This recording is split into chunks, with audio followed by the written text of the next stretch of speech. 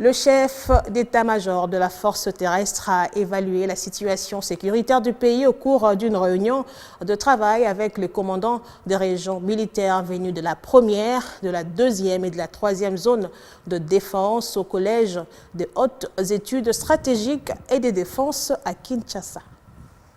L'évaluation de la situation sécuritaire du pays a été au centre de la réunion présidée ce jeudi 8 juin 2023 par le lieutenant-général Sikabwe Asindafal, chef d'état-major de la force terrestre. Cette réunion a eu pour cadre la salle de souvenirs du Collège de hautes études des stratégies et de défense de Kinshasa. Elle a regroupé autour du chef d'état-major de la force terrestre les commandants des régions militaires de la première, de la deuxième et de la troisième zone de défense de notre pays. La réunion s'est particulièrement penchée sur l'expansion de la menace des assaillants Mobondo sur la ville-province de Kinshasa et les provinces du Kwango, du Kwilu et du Congo central vers Kimvula. La problématique des éleveurs transhumains Bororo, la situation sécuritaire dans l'espace kassaïen et dans la partie est de notre pays ont également été passées au peine fin par les participants. Dans son intervention, le chef d'état-major de la force terrestre a mis un accent particulier sur les options stratégiques à implémenter pour faire face à toutes ces menaces.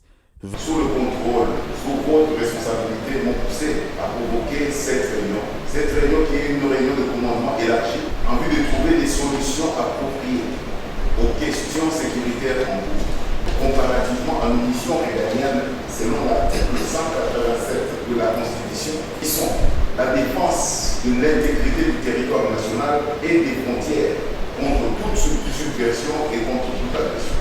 Assurer la sécurité des personnes et de l'ordre. Pour le général-major Ilondo Ifondo Igo, commandant intérimaire de la première zone de défense, sa structure est prête à se mettre en œuvre. Une fois les options stratégiques mises à disposition, il en a profité pour présenter la situation générale dans sa zone d'intervention. Il s'en est suivi des exposés sectoriels présentés par chaque commandant des régions militaires présents avant les travaux en commission. Les conclusions et les recommandations seront transmises au chef d'état-major général des FARDC pour des orientations et des décisions. Au cours de ces assises, les commandants AI de la première zone de défense, les commandants de l'opération Kwamod et les commandants du secteur opérationnel Nord-Équateur ont été associés à cette rencontre qui se tient une fois l'an.